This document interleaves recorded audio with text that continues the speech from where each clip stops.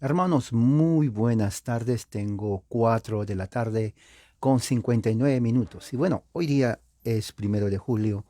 Y algo muy importante, hoy día voy a exponer un tema que tiene que ver con la, lo que tiene que ver con Estados Unidos. El 4 de julio se celebra la independencia de Estados Unidos. Y algo relacionado con la independencia de Estados Unidos tiene que ver con la religión. Estados Unidos sin religión no se puede comprender.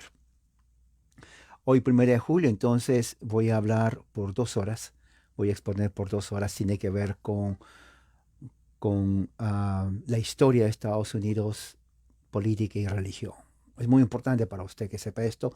Claro que sí, claro que sí. Si usted es amante de la historia, si usted es amante de la cultura, si usted es amante del saber, si usted no quiere estar en un estado de estupor, si usted quiere estar o no quiere estar en un estado tal vez de mediocridad o ignorancia, quédese por 2 horas. 2 horas no es mucho, de verdad. Esta es la primera vez que lo voy a hacer, pero la razón que lo hago es porque, por muchas razones, Estados Unidos está pasando por una etapa política muy crítica, muy crítica. El gobierno actual de la administración de los demócratas, que son antiamericanos, antifamilia, antieducación, anticristianismo, antibiblia, antiiglesia. Prácticamente son anti todo lo bueno. Están destruyendo las bases de esta nación que lo ha hecho grande. Y muchos no conocen qué es lo que ha hecho grande esta nación. Entonces, yo tengo que, especialmente con aquellos que son de la religión cristiana protestante, que conozcan que lo que hizo grande esta nación es el presbiterianismo. Ahora, estamos 2021, perdón, 2022, siglo XXI. Presbiterianismo de ahora no es el que fue antes. Presbiterianismo de ahora prácticamente es una caricatura. Se podría decir que han abandonado sus principios. Pero eso no quiere decir que no existe un verdadero presbiterianismo. Hoy día voy a hablar exactamente de ese presbiterianismo pristino, original, de ese presbiterianismo histórico, confesional, que está detrás de lo que es este país. Si usted es presbiteriano, quiere decir escuche. Si usted es evangélico, también, porque tiene que ver con lo que ha hecho esa nación grande. Créame que esto no lo va a escuchar en los medios controlados de desinformación o en otro lugar. Porque uno, no les importa; dos, porque no conocen; tres, porque el posmodernismo les ha lavado el cerebro. Pero cuando se habla de Estados Unidos, es imposible no hablar de religión. Cuando se habla de Estados Unidos, es imposible no hablar de presbiterianismo. Así que presten mucha atención, porque lo que se viene en estas 2 horas es de mucha información e importancia. Esto después lo voy a poner en escrito, va a estar en mi blog para que ustedes lo puedan leer. Ah, Muchos en los Estados Unidos no conocen el hecho que la revolución de Estados Unidos, que se llama Revolución Americana, así como los estados de los Estados Unidos, fueron realmente formados, influenciados de una manera increíble por la doctrina, la iglesia y la fe presbiteriana. Y detrás del presbiterianismo está la teología calvinista. Juan Calvino nunca pensó que siglos después su enseñanza, su teología y su política daría lugar a lo que es los Estados Unidos de América. ¿Okay? Ah, en el tiempo de 1700 en adelante, 1700, había en las colonias a cerca de 3 millones de personas viviendo en las colonias. 3 millones. De esas 3 millones, casi 1 millón eran presbiterianos descendientes de Escocia y descendientes de Irlanda. Mire, una tercera parte. Casi 700.000 eran puritanos ingleses. ¿Okay? El resto de 400.000 eran de descendencia, eran reformados, descendencia alemana, holandesa, hugonotes. Prácticamente el 2/3 partes, inclusive un poco más de la población de 3 millones de las colonias, eran todos hijos de Juan Calvino. Ahora usted dirá, ¿cómo que Juan Calvino? Calvino no tuvo hijos, y si tuvo, creo que se murieron. Es que no estoy hablando del aspecto literal, sino en cuanto a su teología. Más de 2 millones de los 3 millones eran descendientes teológicamente de Juan Calvino. ¿Se dan cuenta? Siendo la gran mayoría, 1 millón, presbiterianos. Cantidad, ¿no? Justamente ellos, esa cantidad de presbiterianos en su mayoría, fueron los que eran parte de todo el ejército de George Washington cuando se prepara para pelear contra los británicos. Presbiterianos. En ese tiempo no había evangelicalismo, en ese tiempo no había las sectas pentecostales, nada que ver.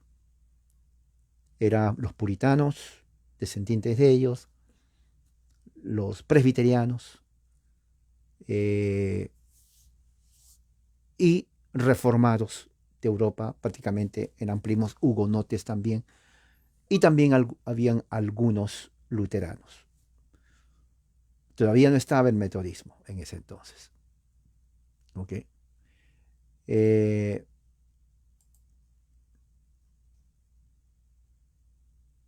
Uno de los primeros que trajo el presbiterianismo a América fue un irlandés llamado Francis Makemie.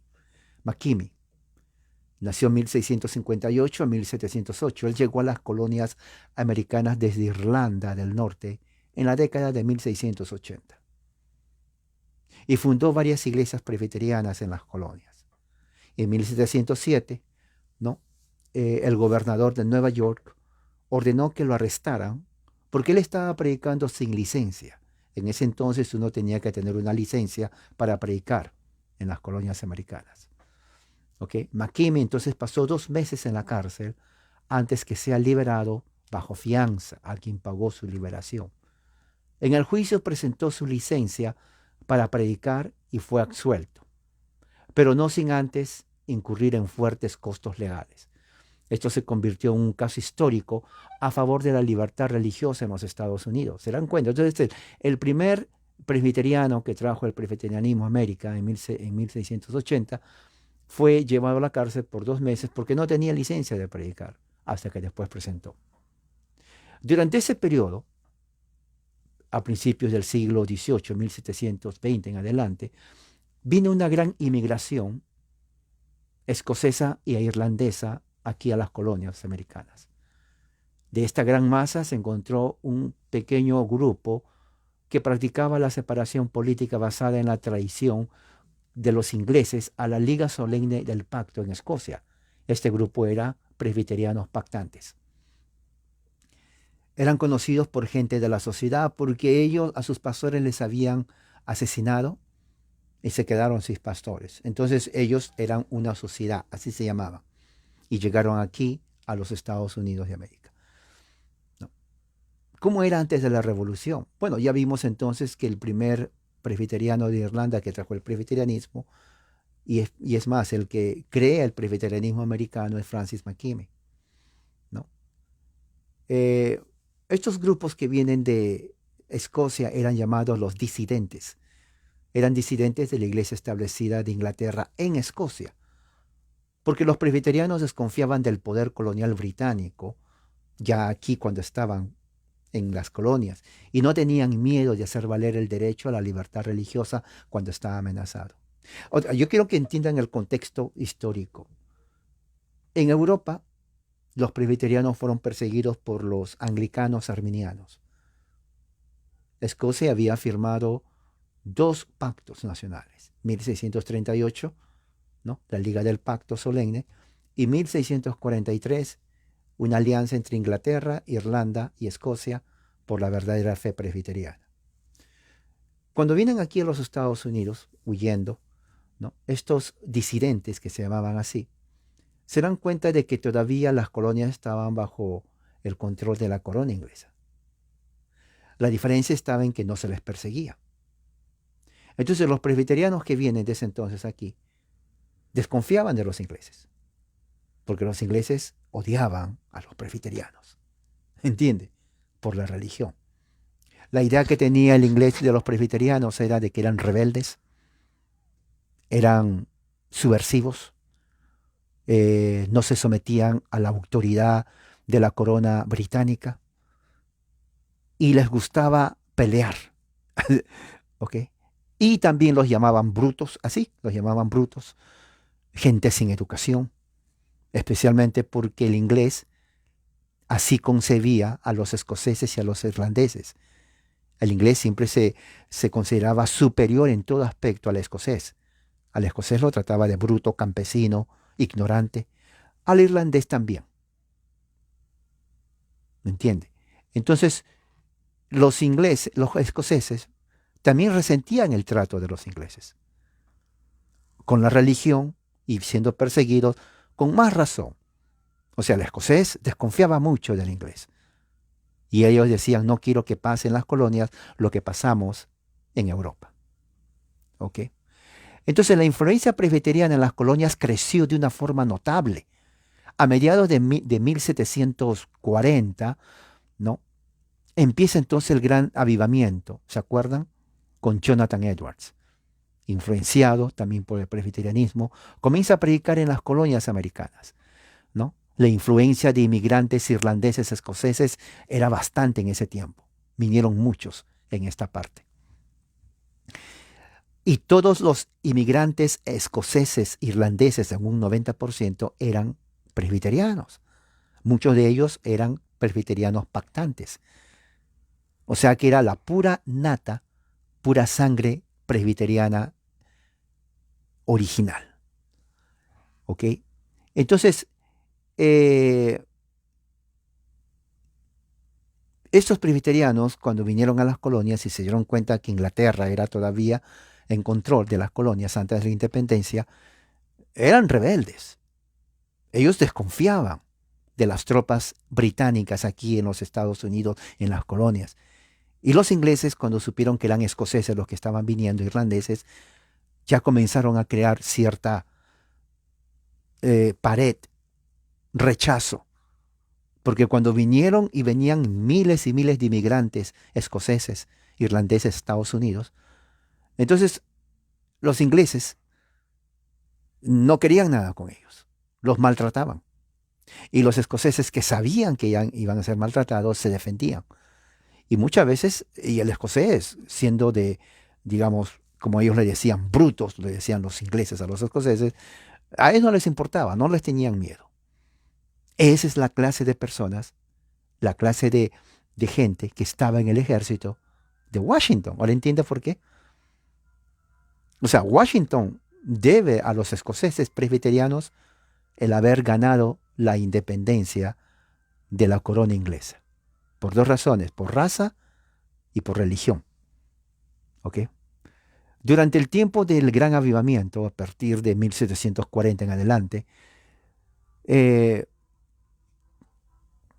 hubo un gran despertar. Se crearon muchas sectas y muchos de los que ayudaron a Jonathan Edwards a que este avivamiento pase a todas las colonias eran los presbiterianos escoceses e irlandeses.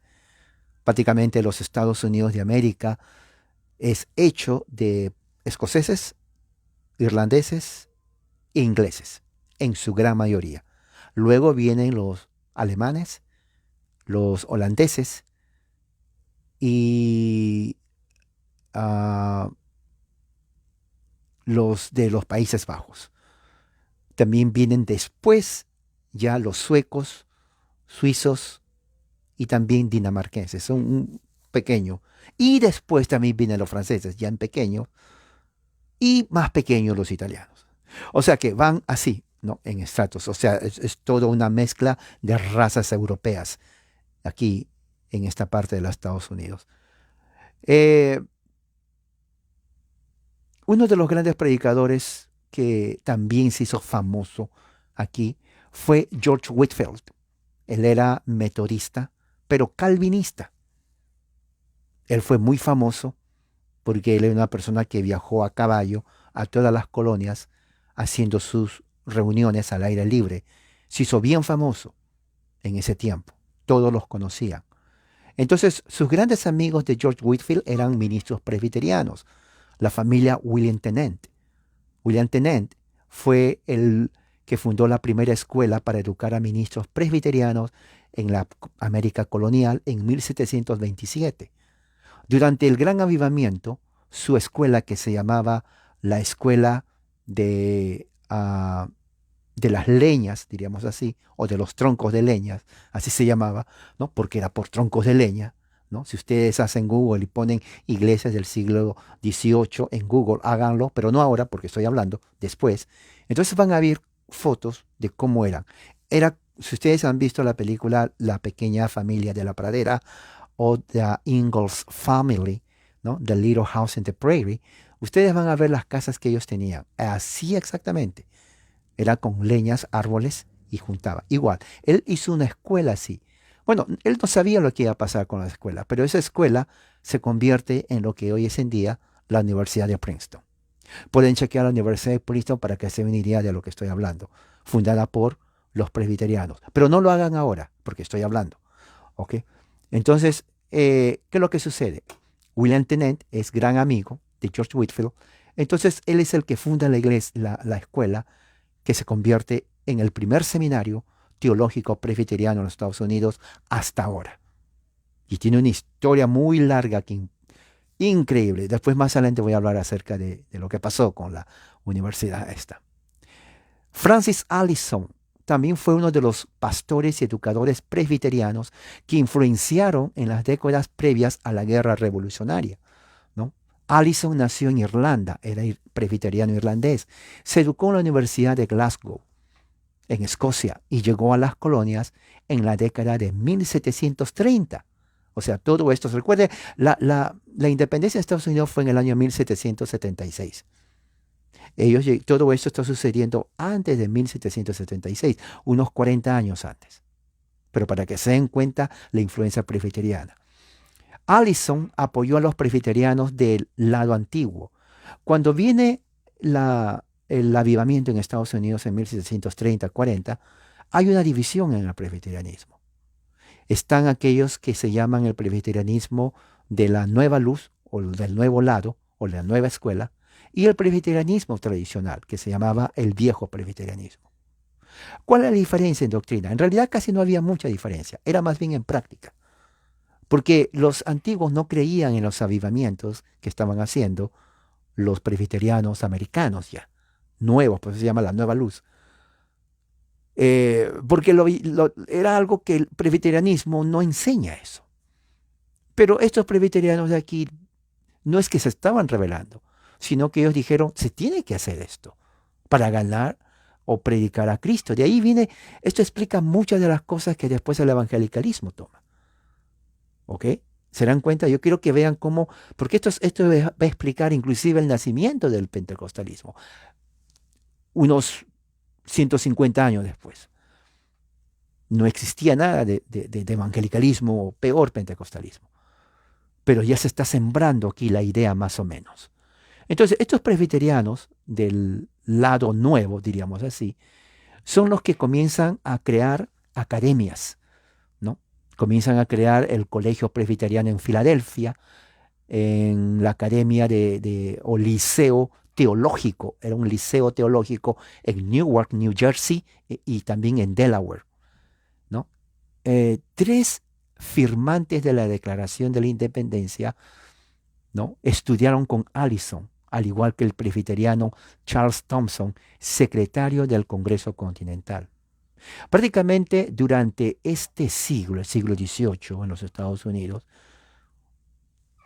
la mayoría de profesores teológicos, magistrados, políticos, ¿no? Eran presbiterianos. Una de las cosas que hay que entender que uno de los puntos, habían tres diríamos, ah, pensamientos que formaron la independencia de Estados Unidos o que llevaron a desarrollar. Uno, Juan Calvino.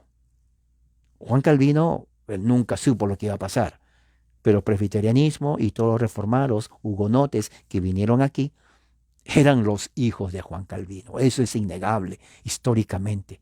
Las ideas de Juan Calvino, su teología, pusieron las bases políticas y filosóficas de la independencia, de los padres fundadores. Número dos fue también John Locke. John Locke fue un filósofo inglés. Él en Inglaterra no era puritano, pero su familia era puritana. Él creía en Dios, pero fue un puritano político, más que religioso, pondríamos así. ¿Ok? Entonces es los que sus obras de la teoría política fueron estudiadas por Thomas Jefferson, fueron estudiados por John Adams, por Benjamin Franklin, por la gran mayoría de padres fundadores de este país. Entonces eso también ayudó a la filosofía política de los Estados Unidos, la Revolución. John Locke, y es una de las principales figuras claves, muy claves para la política libertaria de Estados Unidos aquí. El tercero, no lo conocen mucho, se llama William Blackstone. William Blackstone, ¿cómo le puedo decir? Es el tanque pesado de la filosofía jurídica de los Estados Unidos de América.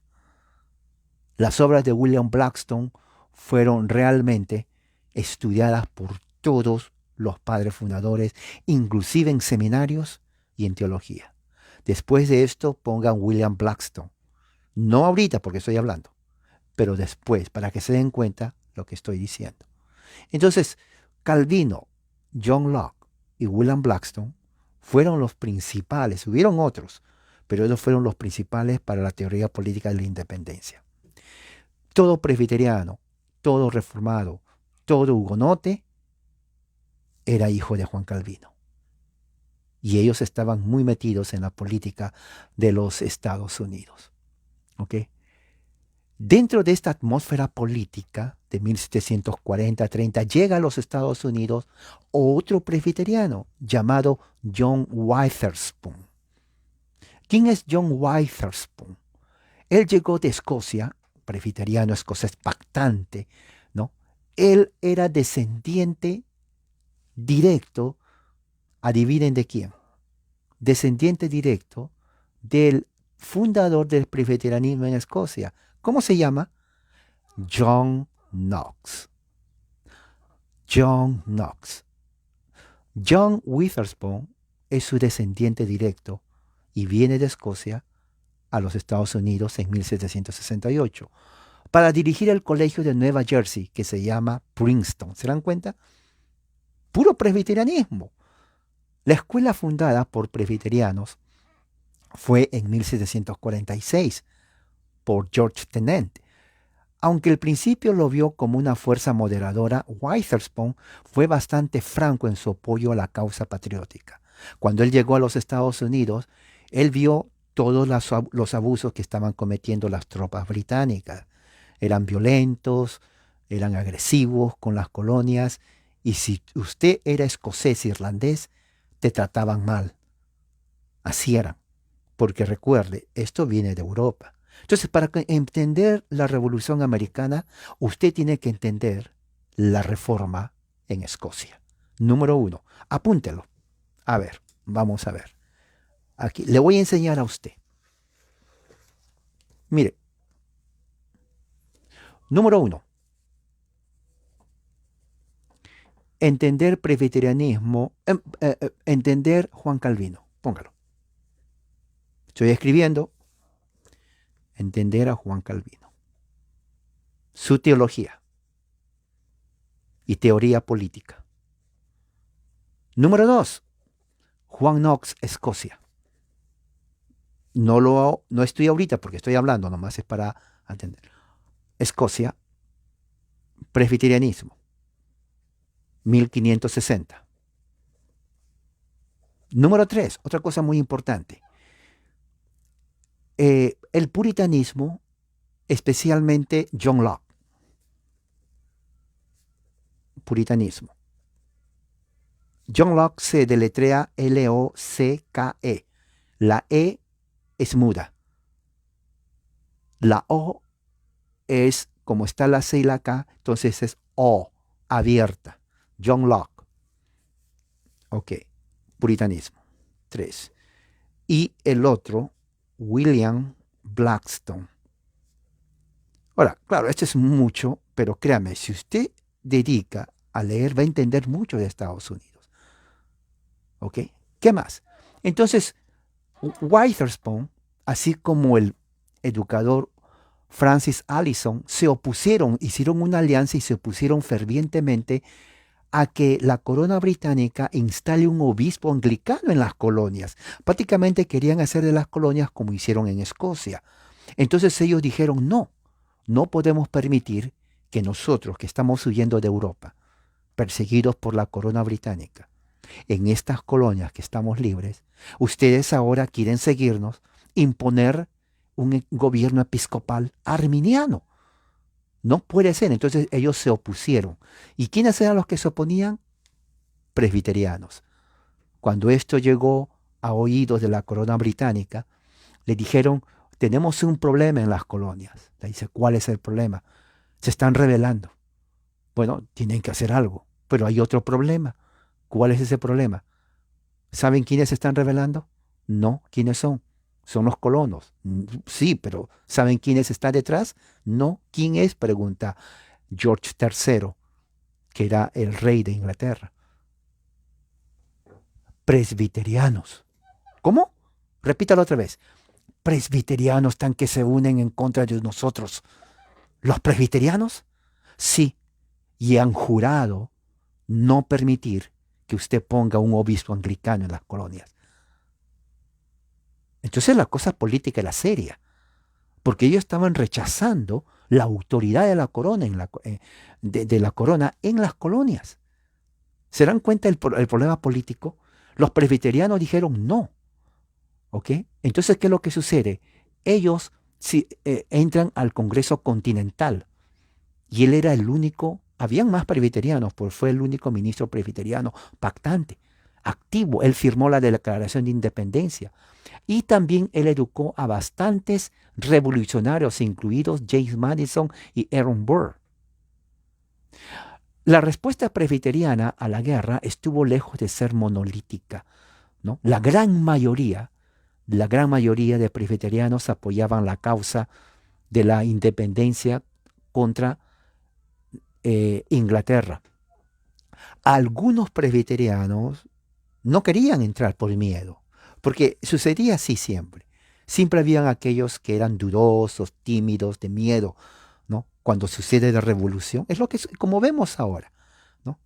En países de uno siempre están aquellos que en vez de apoyar por la libertad del país, se quedan ahí, no, ¿cómo lo voy a hacer? Me da miedo, me pueden matar. O sea, tienen más miedo que en vez que sigan la causa justa. Bueno, en la revolución era igual. Siempre habían algunos que no, ¿cómo vamos a pelear? Está bien los impuestos que sea alto, pero tenemos seguridad. ¿Se dan cuenta? O sea, esto siempre ha habido los cobardes.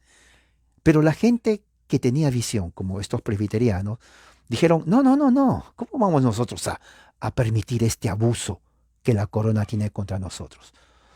12 de los 56 firmantes de la declaración fueran presbiterianos, ¿no?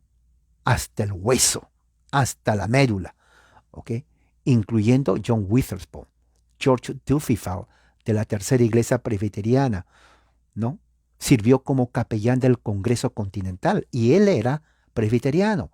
Pastores patriotas en el púlpito. ¿Qué es lo que pasaba? Estaban predicando, ¿no? Y mientras predicaban, Día del Señor, esto es, un día voy a hablar de eso, tal vez lo habla en estos, a ver, el 4 de julio, porque es el Día de la Independencia. Mientras estaban predicando, los ministros presbiterianos, ¿no?, que predicaban, paraban y comenzaban a predicar un texto de las Escrituras, ¿no? Por ejemplo, uno de los textos que ellos era preferido de ellos, ¿dónde está? Hay una parte que habla aquí, ¿dónde está?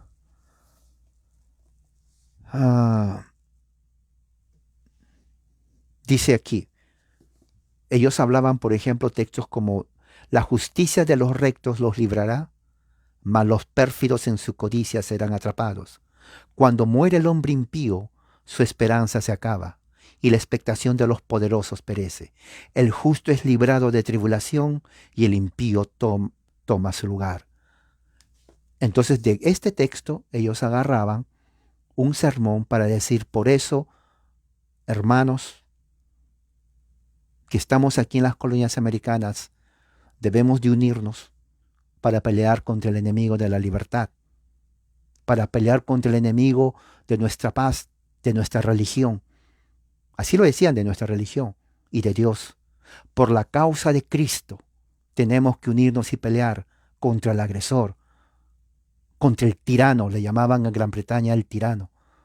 Y de ahí los varones se enlistaban para ir con George Washington, y diríamos que un 80% de los soldados de George Washington eran puros presbiterianos.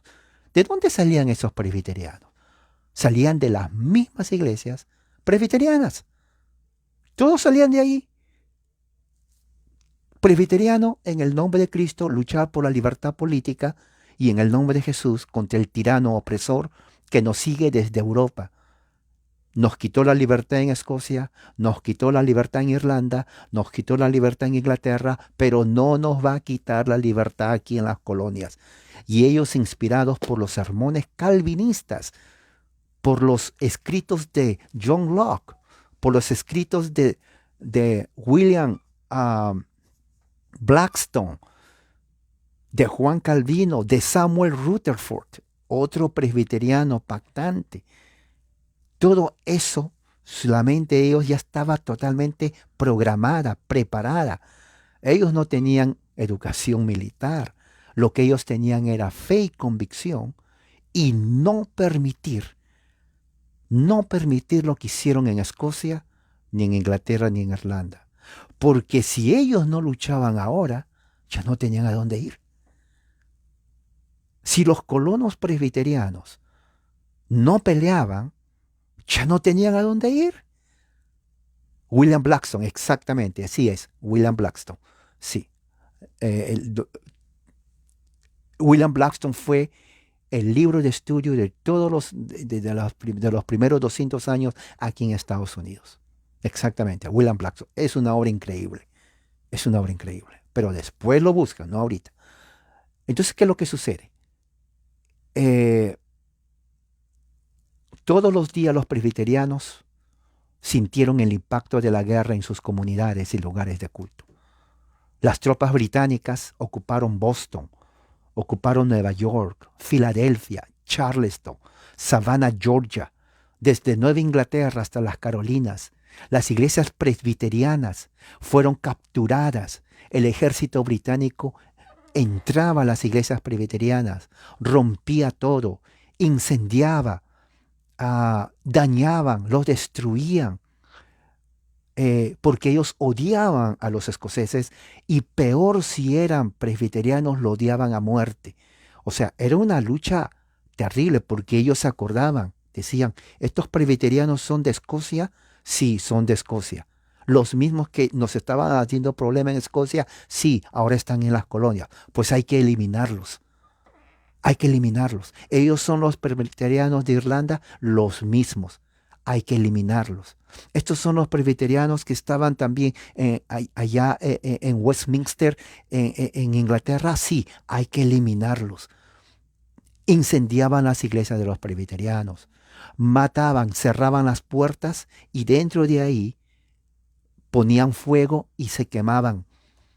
Ustedes no sé si han visto la película de Mel Gibson, The Patriot, El Patriota. Les pido que lo vean, no ahorita, porque estoy hablando, pero después lo ven. Ahí es exactamente lo que pasa. Hay una escena ahí donde están orando un día del Señor y, y en ese momento vienen tropas británicas, cierran las puertas, cierran las ventanas así del templo, nadie escapa y una vez que están bien encerrados, el pastor, niños y bastantes, yo creo que eran como 200 personas, ponen fuego y todos mueren carbonizados adentro. Así trataban los británicos a los colonos cuando sabían que eran presbiterianos. Y se dan cuenta que usted no sabía eso, ¿eh? No lo vas a ver de los medios controlados de desinformación. Uno, porque son ignorantes todos. Sí, no, y es la verdad. Son ignorantes. Los que hablan en televisión son ignorantes. Sí. ¿Para qué les voy a decir yo la mentira? Que no son ignorantes. Les estaría engañando a ustedes. Pero son ignorantes así. Nada más, nada menos. Entonces, seguimos. Entonces, entraron a todas estas partes y a las iglesias que no las quemaban, lo usaban como cuartel de ellos mismos. Y ponían ahí a sus heridos. O sea, ellos no respetaron la religión presbiteriana, los británicos, y los colonos se sintieron violados en sus derechos religiosos. Ahora, de ahí empieza justamente, fíjese, cuando vieron que eran discriminados, violentados, que sus derechos estaban siendo violados, su libertad de religión, ahí cuando comienzan ellos a decir, no, traían a mente lo que enseñó John Knox, lo que enseñó Juan Calvino, lo que enseñó John Locke, lo que enseñó Samuel Rutherford.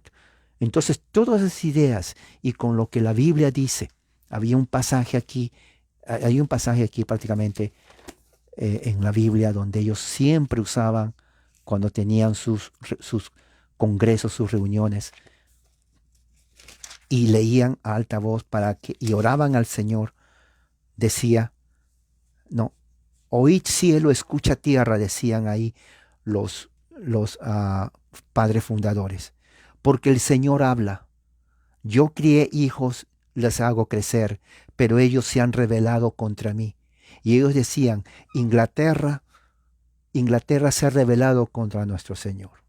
Inglaterra es el rey tirano que persiguió, mató a nuestros padres en Escocia, mató a nuestros padres en Irlanda, ahora está en las colonias, ahora nos quiere matar a nosotros. Hermanos, ¿qué vamos a hacer? ¿Vamos a dejar que su tiranía nos oprima, nos mate, rompa nuestras iglesias, destruya nuestras iglesias? ¿O vamos a hacerle frente, vamos a pelear como pelearon nuestros padres pactantes en Escocia? ¿Qué vamos a hacer? Y crea que era un momento dramático, porque muchos no querían pelear, porque decían, sí, es malo, pero pelear no era fácil. Pero decía, es que no hay otra forma.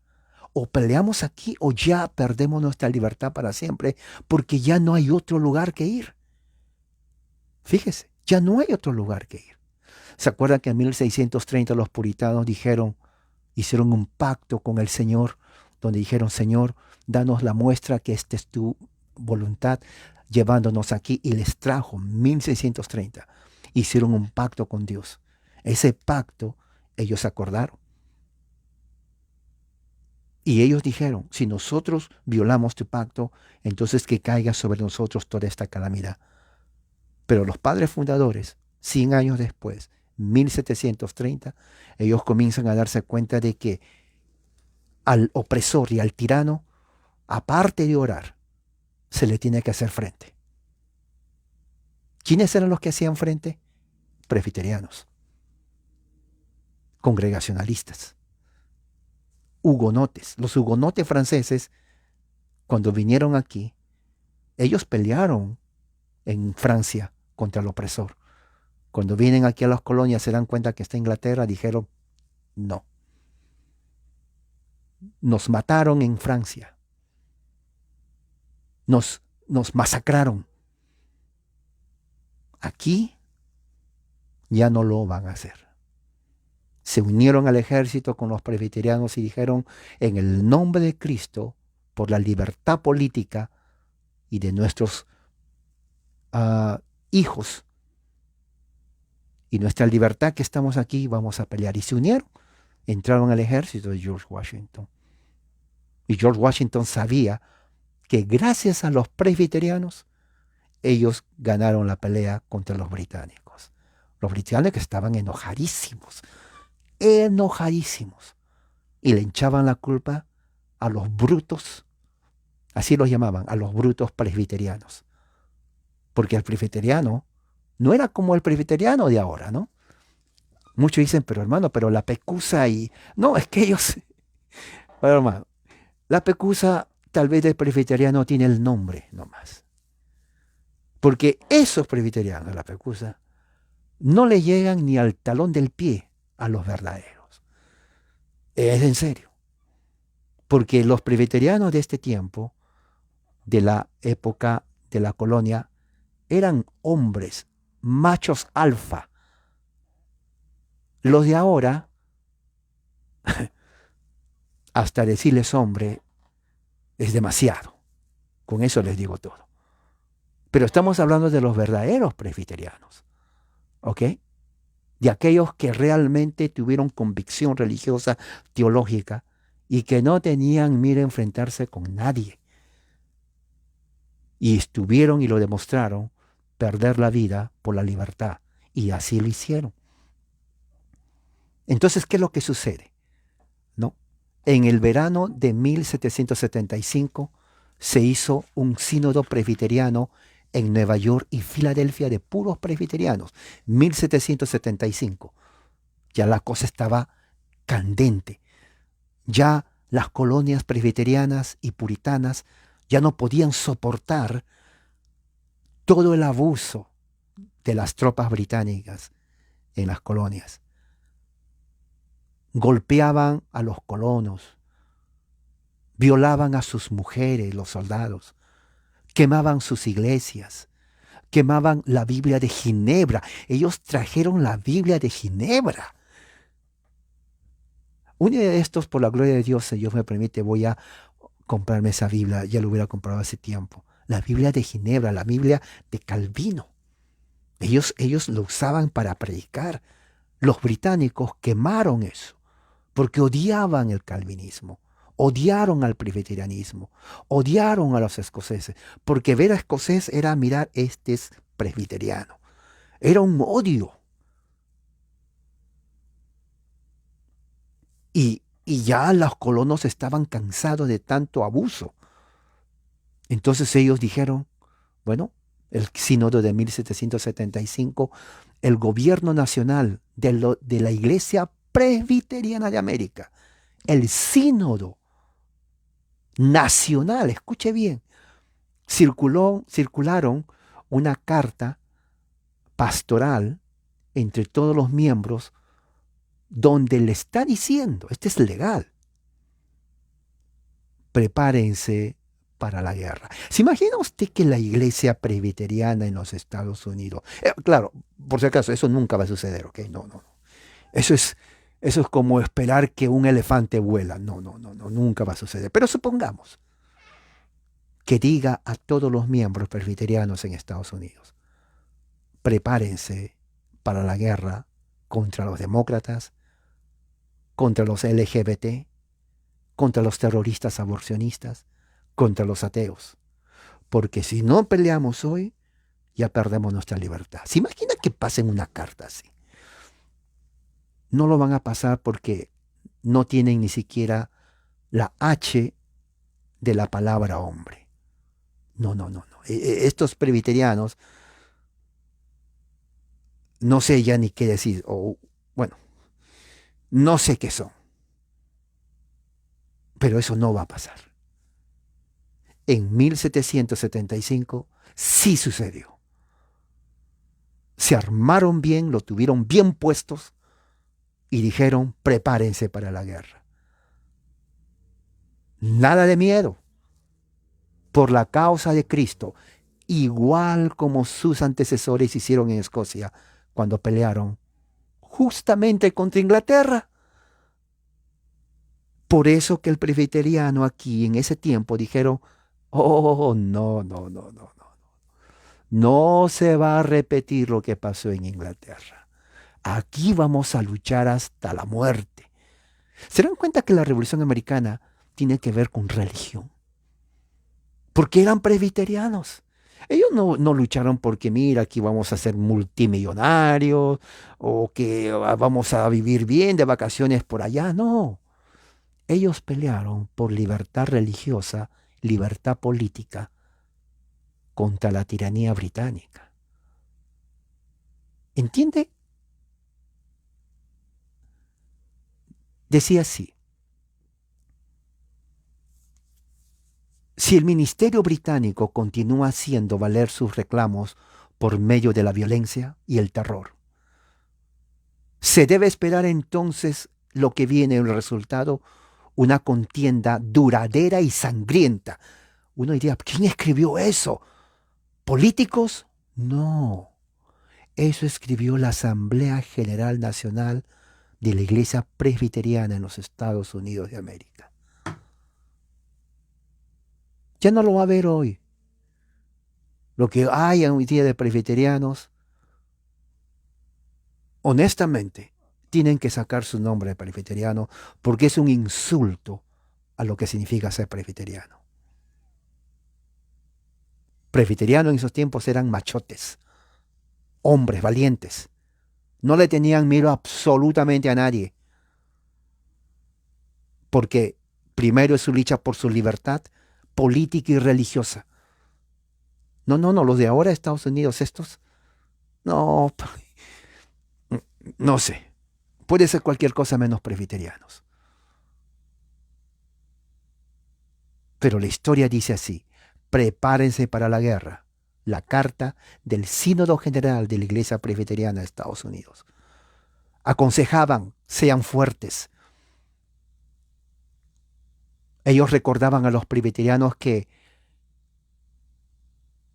aunque a Dios le agrada por un tiempo permitir que su pueblo pase persecución, opresión inmerecida, sin embargo, decían ellos, podemos esperar que aquellos que le temen y le sirven con sinceridad y verdad sea favorecida con un semblante fuerte y de convicción. O sea, la teoría política que nace en Europa en ese tiempo, en los años 1600, 1700, y llega aquí a las colonias a través de Jefferson, de Benjamin Franklin, y muchos leyeron la teoría política de la libertad, especialmente John Locke, es fundamental. Los presbiterianos dijeron, estas ideas nos gustan, pero lo vamos a hacer en el contexto bíblico profético. Porque Juan Calvino también lo enseñó. Samuel Rutherford lo enseñó porque él estaba pasando ese mismo problema en Escocia. Entonces ellos tenían recursos ideológicos y teológicos para hacer frente a esta guerra. Y decían así: fuertemente influenciados por Witherspoon, los ministros presbiterianos de Filadelfia, George Duffield, Francis Allison, y ministros radicales, así los llamaban, como John Rogers en Nueva York, David Caldwell de Carolina del Norte y John Blair Smith en Virginia, expusieron los principios de la libertad individual republicana.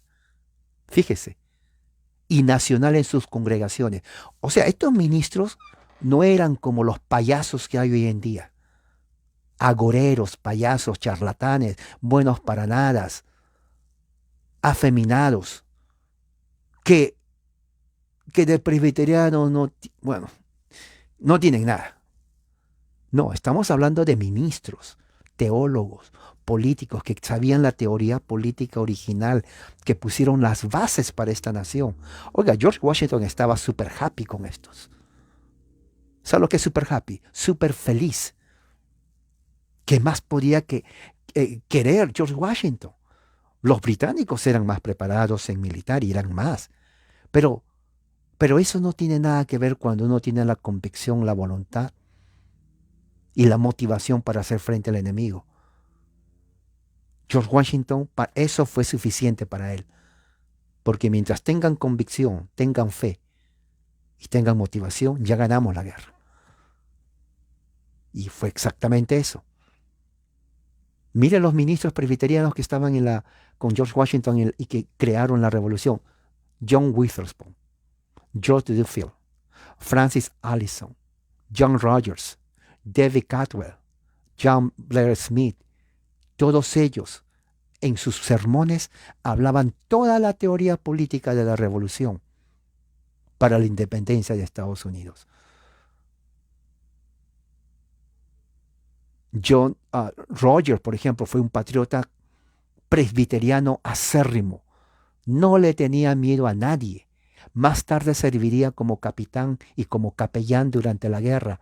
Elogió a los voluntarios del ejército continental que eligieron preferir arriesgar sus vidas por la causa de la libertad que renunciarse a su privilegio y vivir en esclavitud. Estos eran los patriotas que lucharon por la guerra de la independencia.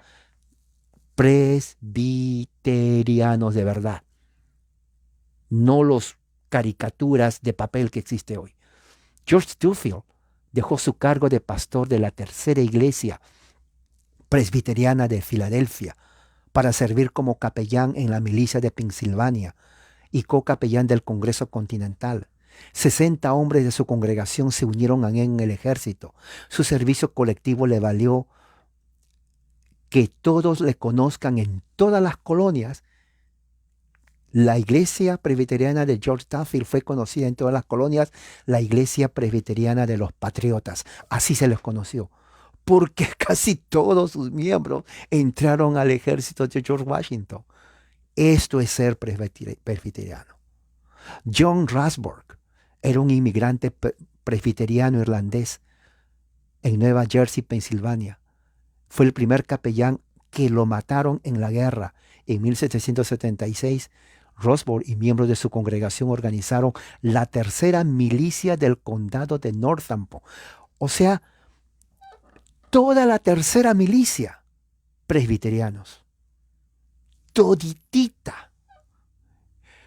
O sea, después del sermón en la mañana, que cantaban los salmos, porque eran salmodia exclusiva. No Marcos Witt, no los payasos que hoy en día están en todas las sectas pentecostales. Nada que ver con eso.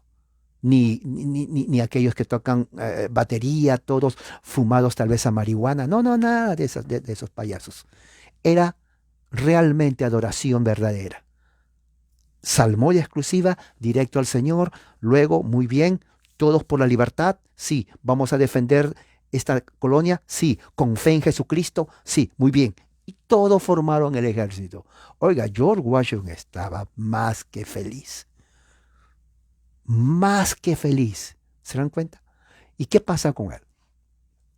Él aceptó también a una comisión como capellán.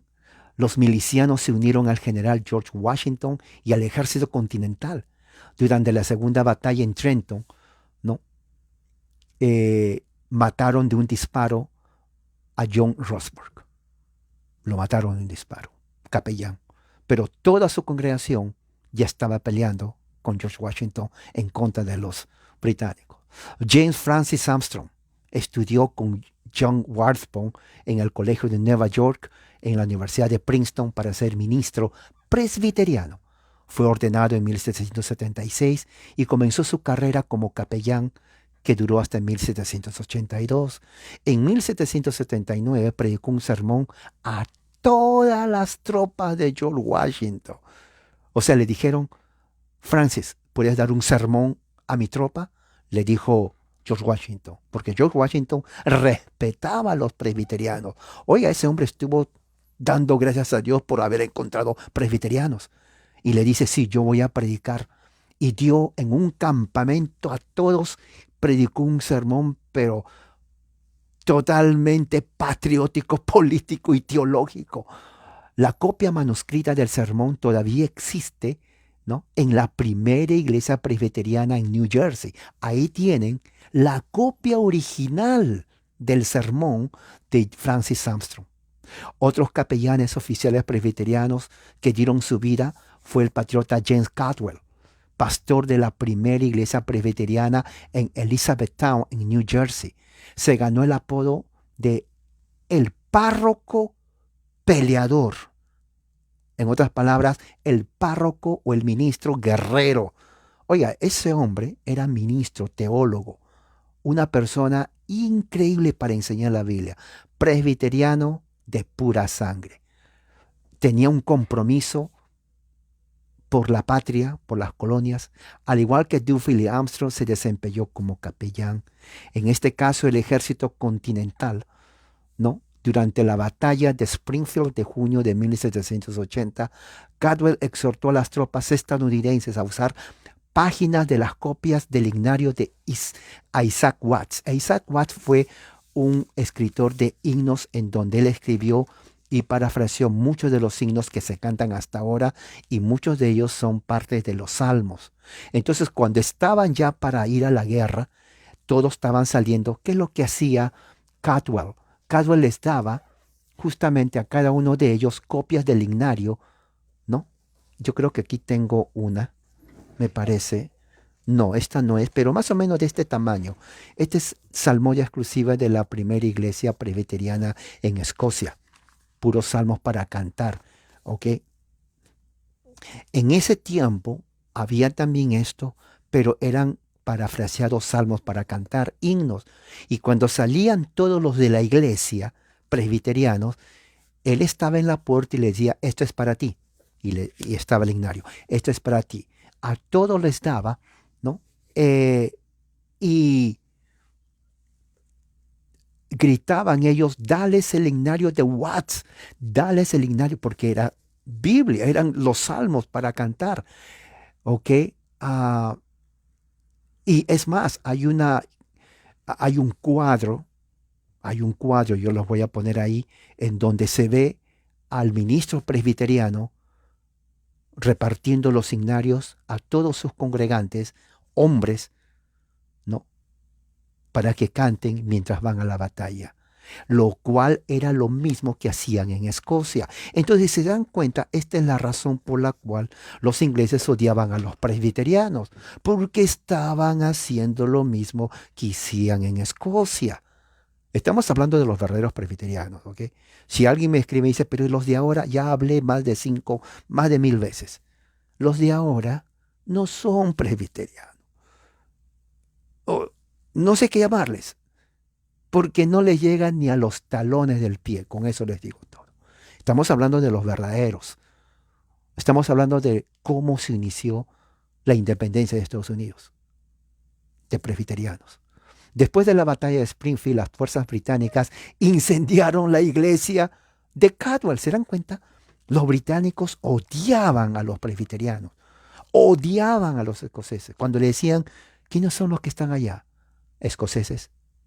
Se les llenaba la cara de ira y agarraban su bayoneta. ¡Vamos! Y si le decían, y son presbiterianos, peor todavía. Escoceses y presbiteriano, muerte segura. Es la verdad. Incendiaron la iglesia presbiteriana. Es que los ingleses odiaban, no respetaban a nadie. No respetaban a nadie. Entonces los presbiterianos dijeron, no, nosotros somos pacíficos, creemos en Cristo, pero nuestros padres presbiterianos en Escocia nos enseñaron que la libertad política se gana en el campo de batalla. Y es exactamente lo que hicieron en el campo de batalla. ¿Se dan cuenta que ser presbiteriano requiere tenerlos bien puestos? Cualquiera no podía hacerlo. Cualquiera no podía ir. Porque ellos estaban luchando por sus derechos políticos. Por eso que política y religión van de la mano. Así nace los Estados Unidos de América. Política liberal de John, no el liberalismo de ahora que es izquierdista, sino de la libertad de los derechos básicos y de la religión presbiteriana calvinista. Todo empezó con Calvino. O sea, la combinación, el dúo dinámico, Calvino en religión, teología, John Locke en teoría política, los dos juntos, una dinamita, hermano. Una dinamita, de ahí surge los Estados Unidos de América. Eso no lo van a ustedes a escuchar de los medios controlados, ignorantes de desinformación. Así que escríbalo. A ver. A Juan Calvino más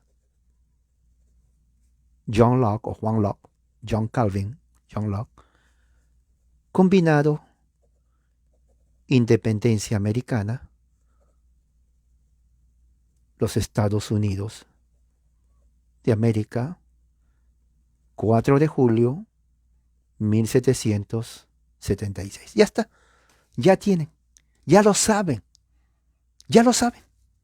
Ahora usted con mucha confianza puede ir y decirle, van a decir, oiga, usted como sabe mucho, usted es una persona ilustrada, usted es una persona académica, me sorprende.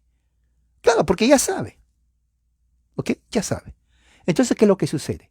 Más tarde, la esposa de Caldwell, Hannah, su nombre es Hannah,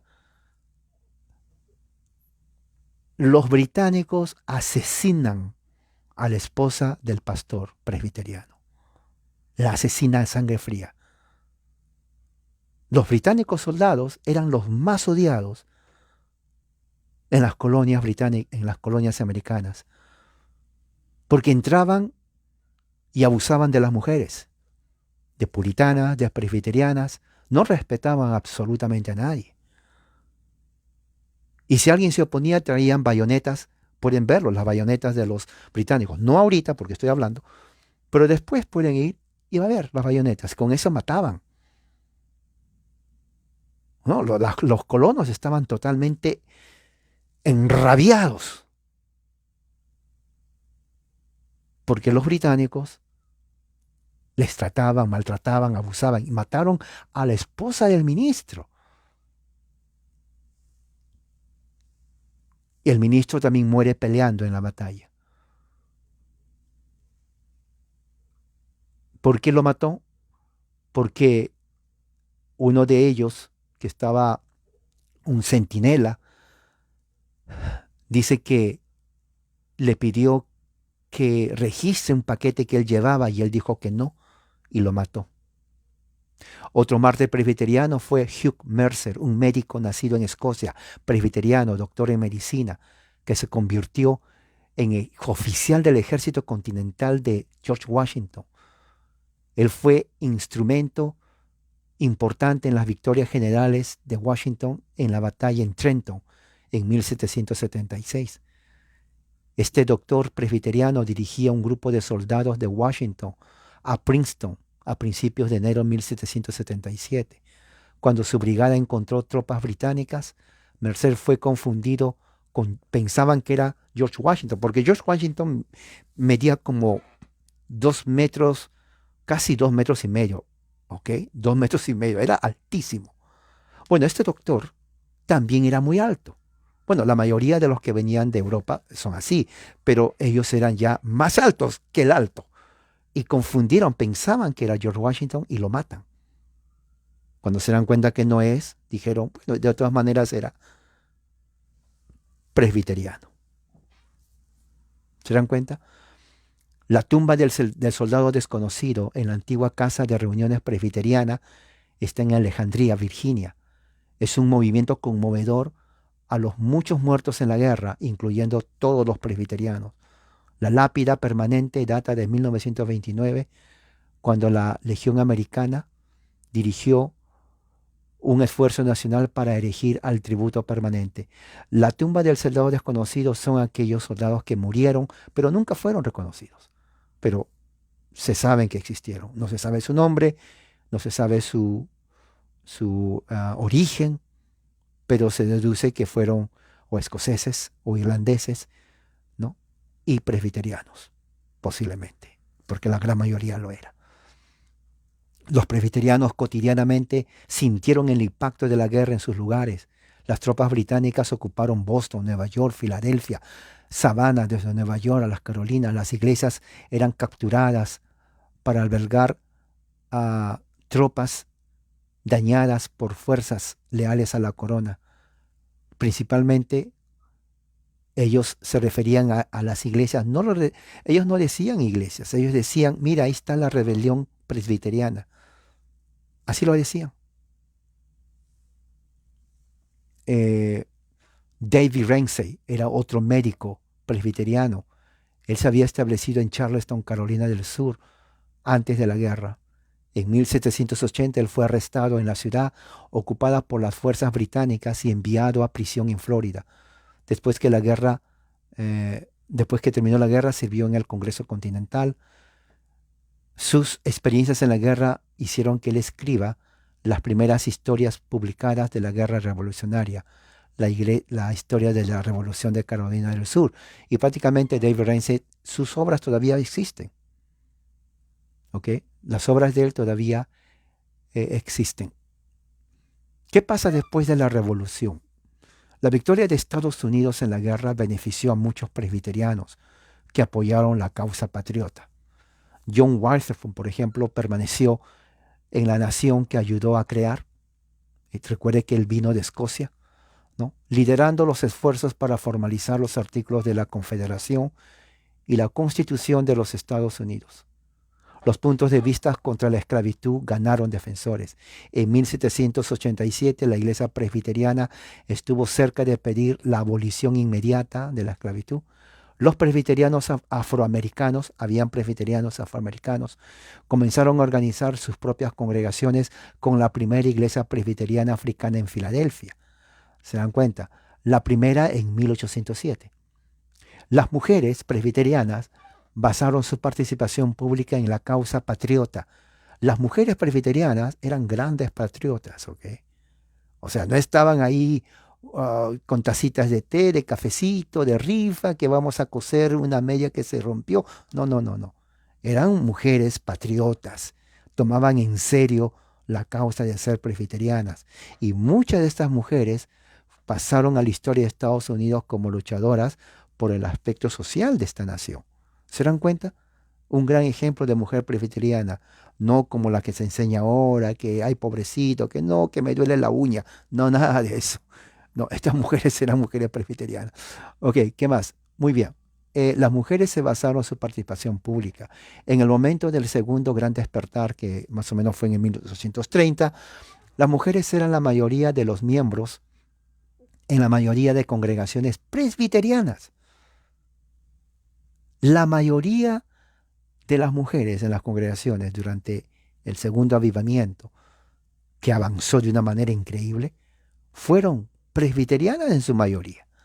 Habían bautistas, cantidad de mujeres bautistas, cantidad de mujeres metodistas, pero las presbiterianas se las llevaban a todas en número, en participación.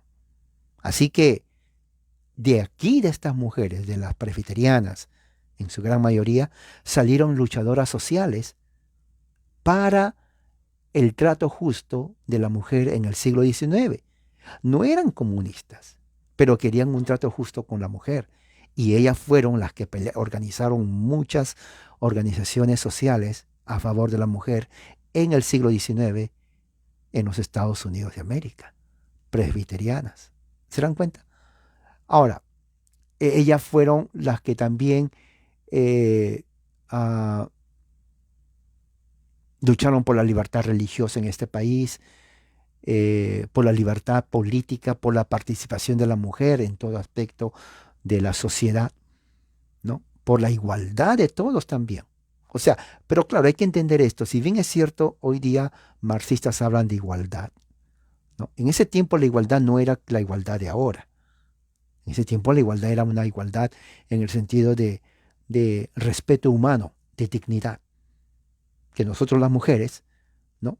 También tenemos participación en la sociedad, que es muy diferente a lo que ahora pone el feminismo, que es totalmente anti-Dios, pro-aborto y un montón de cosas. Entonces, la victoria de los Estados Unidos en la guerra revolucionaria benefició a muchos, como estamos viendo, presbiterianos después de ahí, ¿no?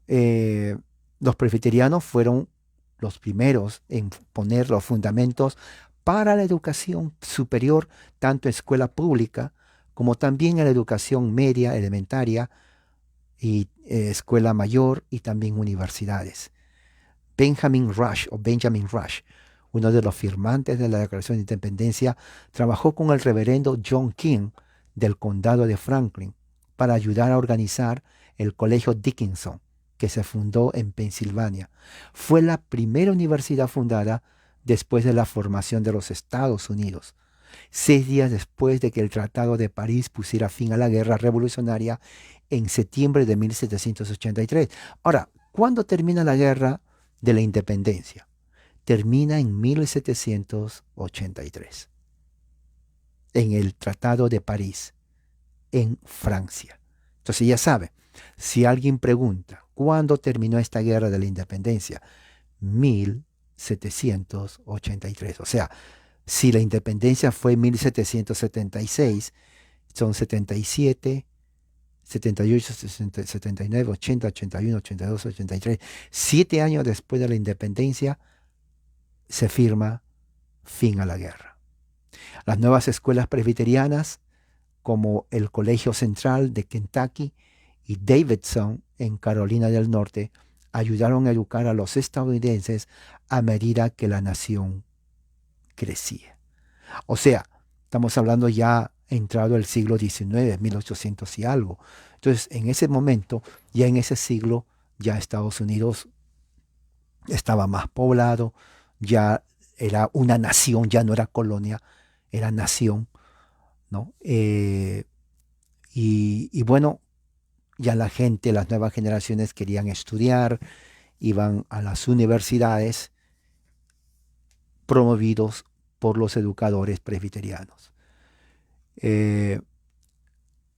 Los presbiterianos también formaban ya la Iglesia Nacional, organizaron la primera Asamblea General de los Estados Unidos en 1789 en Filadelfia, los presbiterianos, escribiendo en nombre de la primera Asamblea General, el moderador John Rogers escribió sobre el placer no fingido que sentó las bases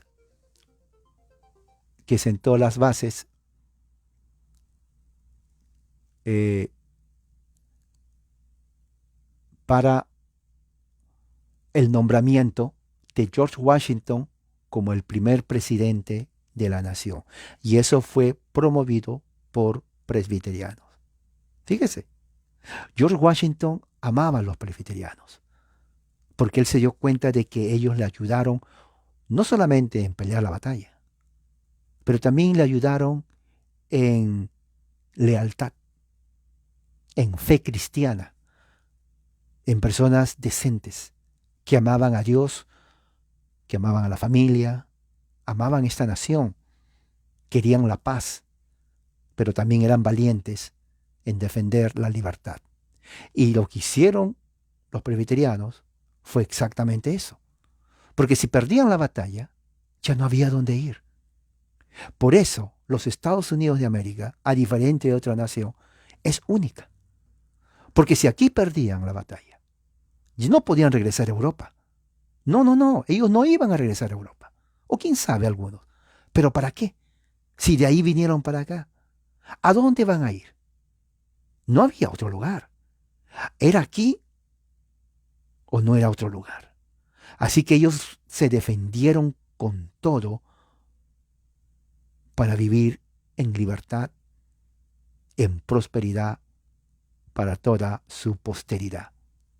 En una carta de 1784, Washington había expresado que él se sintió con gran placer al leer la carta durante un sermón de acción de gracias de lo que estaba prácticamente pasando en ese momento. Ahora,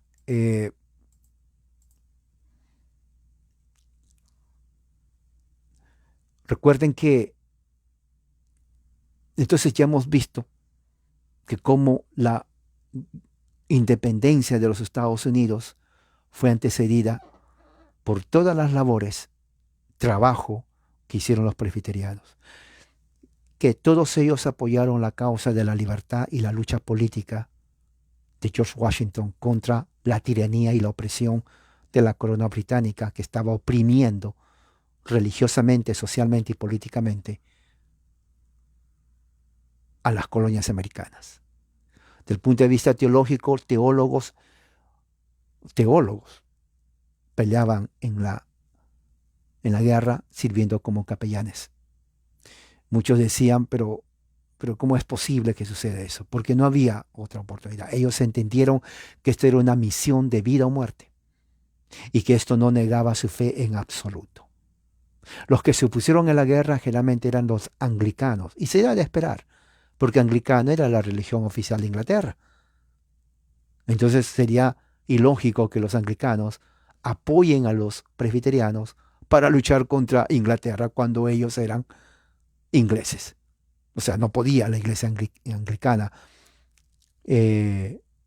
pelear contra su propio país. Entonces, se dan cuenta, la religión tiene mucho que ver en política también.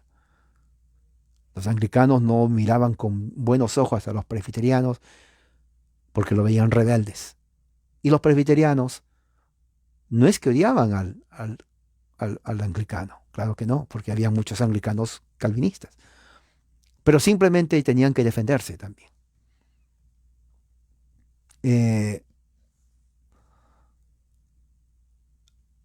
El general británico Cornwallis, así se llamaba, él estaba a cargo de someter a las colonias americanas a un historiador que estudia todo esto dijo que cuando el general británico Cornwallis fue prácticamente rendido a la fuerza para que se rinda en la batalla de Yorktown,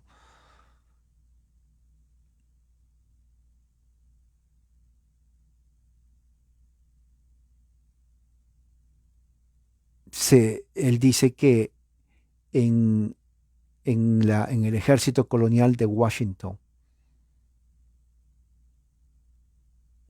todos, dice, escuche bien eso, todos, excepto tal vez uno o dos, pero todos, un 99%, escuche lo que dice, eran presbiterianos, pero eran presbíteros presbiterianos, o sea, eran ancianos presbiterianos.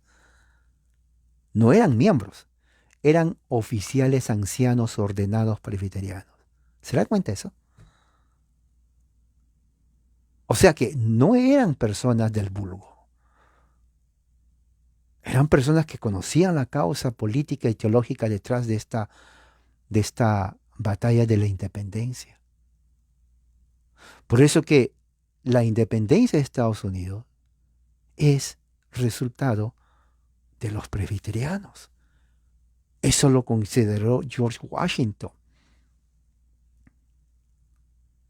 La revolución fue guiada desde el púlpito los domingos en la mañana. Era un momento que ya no se va a volver. Es más, este momento que está pasando en Estados Unidos debe ser ese momento. Pero no lo hacen. ¿Se dan cuenta cómo se ha bajado esa convicción de ser presbiteriano? Bueno, ahora la iglesia presbiteriana más numerosa pues está invadida de homosexuales, proabortos, marxistas, socialistas. Así nunca va a suceder. Y no creo que suceda de ellos.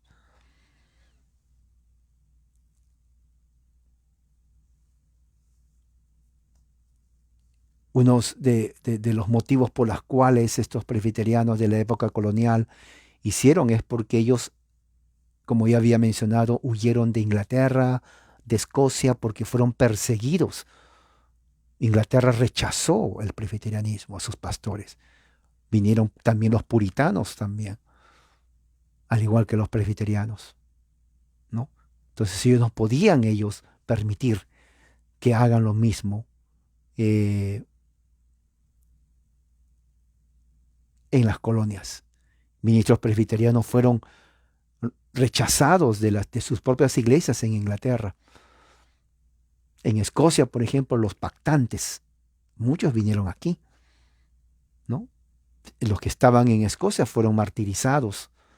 Se llamó el tiempo de las matanzas, ¿no? Después de 1660, entonces, presbiterianos comenzaron a hacer su camino a las colonias de Norteamérica. Muchos presbiterianos fueron llevados a las Islas Guyanas como esclavos. Inclusive he escuchado, estaba leyendo, voy a investigar más, muchos los trajeron a la parte como esclavos de Brasil, de las Guyanas, de Centroamérica. Pactantes.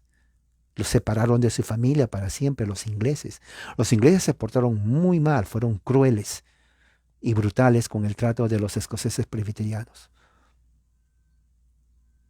Otros tuvieron la suerte de venir aquí, diríamos así, a los Estados Unidos a partir de 1660 en adelante, ¿no? A las colonias. Por eso que ellos no podían permitir que otra vez estén en esclavitud. Fueron estos y sus descendientes que trajeron una nueva fuerza a las colonias americanas en su camino a la independencia. Ellos cuando vinieron trajeron la Biblia de Ginebra. También trajeron los catecismos.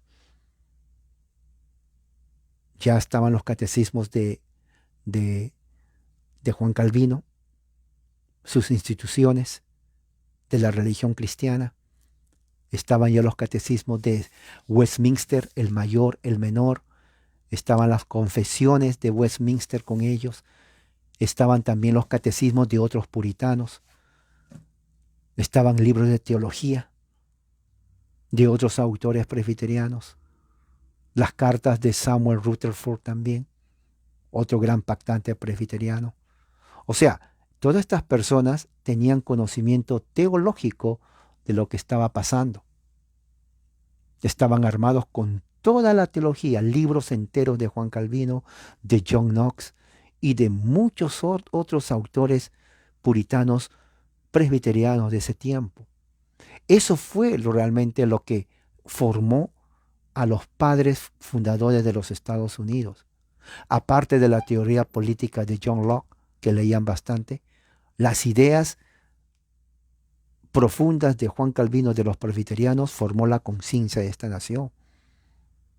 Sin eso, no hubiera podido haber visto o haber sido una revolución americana. Más de 2 generaciones fueron influenciadas por las prédicas y los sermones de presbiterianos como Gilbert Tennent, George Whitefield también, calvinista. El énfasis estaba en conocer las Escrituras. Todas estas generaciones se les enseñaba a conocer las Escrituras. Tenían que tener un conocimiento bíblico sólido, fuerte, memorizar las Escrituras, reflexionar lo que dice, para luego enseñar a otros también.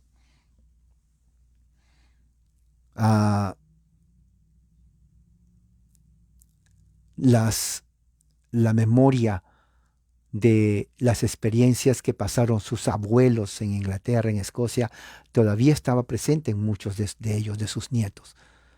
Por eso que ellos querían guardar y pelear y preservar la independencia y la libertad que estaban viviendo en las colonias americanas. En otras palabras, por causa de estos presbiterianos, la libertad política pudo existir en los Estados Unidos de América. Claro, no fue perfecto. Nada es perfecto en esta vida, para empezar. Pero lo que hicieron sí fue algo único. más de lo que pudieron haber gastado en Europa. En Europa no se pudo haber hecho esto, pero aquí lo hicieron. Ellos entendieron la libertad en base a lo que la Biblia enseña, ¿no? En base a lo que la Biblia enseña. Leían mucho a Isaías. Tenían una idea escatológica de la libertad.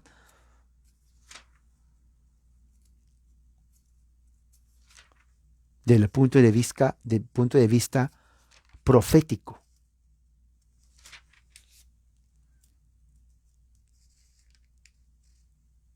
Por ejemplo, Isaías 26:11 dice: Señor, alzar está tu mano. Alzar la mano significa guerra, victoria. Mas ellos no la ven. Que ven tu celo por el pueblo y se avergüencen. Ciertamente el fuego devorará a tus enemigos.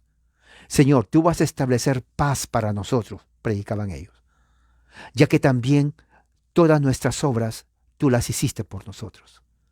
Señor, Dios nuestro, otros señores fuera de ti nos han gobernado, fíjese, pero en ti solo confesamos tu nombre. O sea, esto está cargado de un gran significado político, de un gran significado político. Del punto de vista bíblico, entonces, ellos veían la Biblia como la base para la libertad política, para su gobierno. ¿Me entiende? En el libro de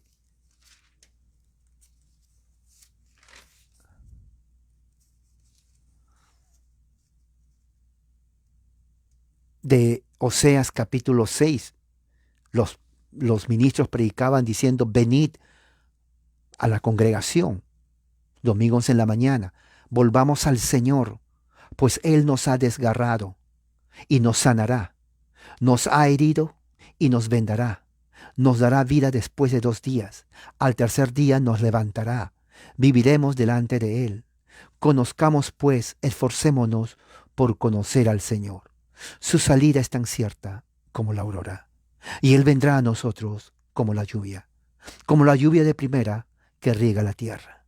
O sea, esos mensajes para ellos tenían una connotación política de libertad. Ellos sabían que lo que estaban pasando con los bajo la colonia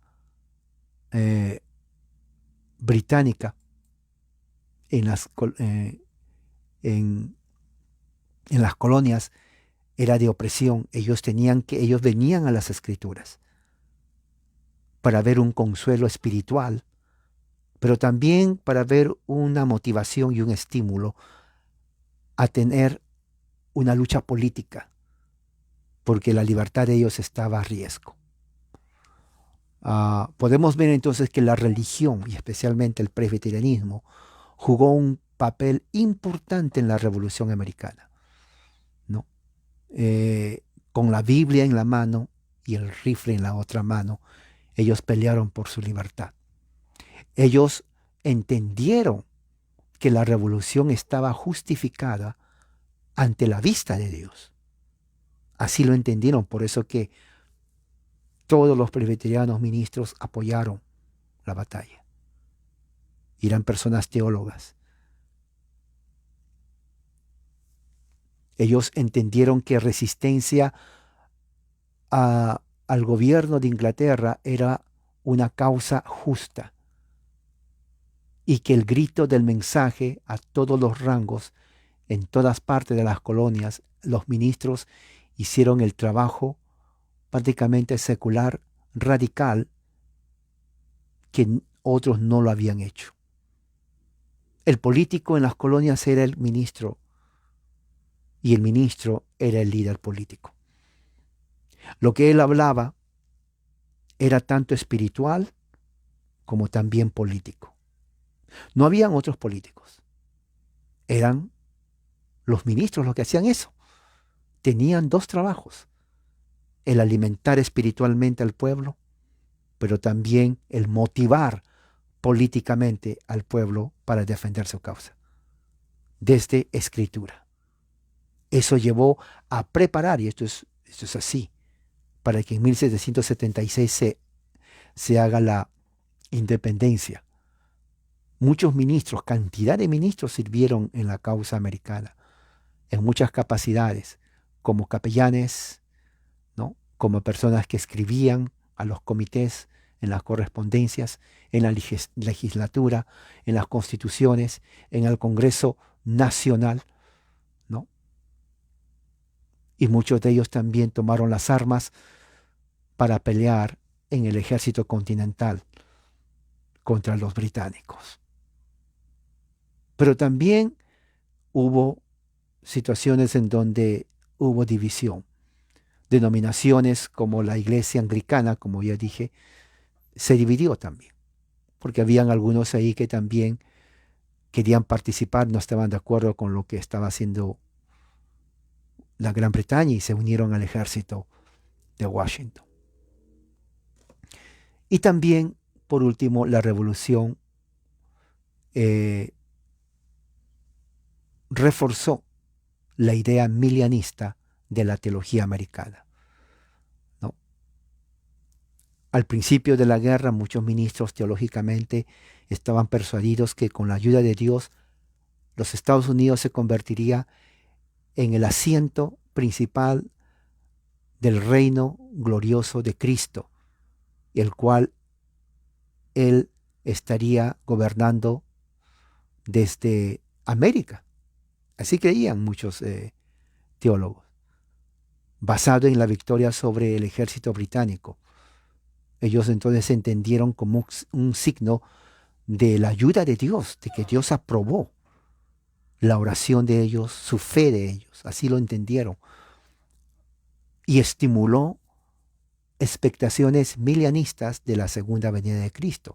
Eso fue la razón por la cual en el siglo XIX, ya después de la Revolución, muchos dijeron, ahora Cristo va, ya que se ganó la guerra, ahora Él va a venir el milenio.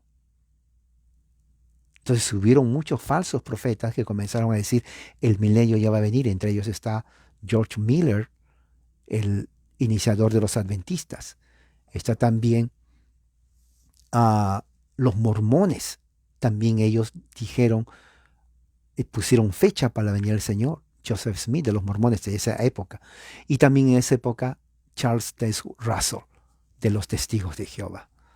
O sea, desde el punto de vista teológico, ellos lo entendieron de que ya que Dios nos dio la victoria sobre Gran Bretaña, lo único que falta es solamente su segunda venida en majestad, ¿no? Entonces eso ya creó un ambiente diferente. Ya se está entrando a otra época, teológicamente hablando, dentro de la religión norteamericana. Entonces prácticamente esto es lo que también define lo que es cristianismo estadounidense. Cristianismo americano. Ese es el que para el siglo XX va a México, Centro y Sudamérica.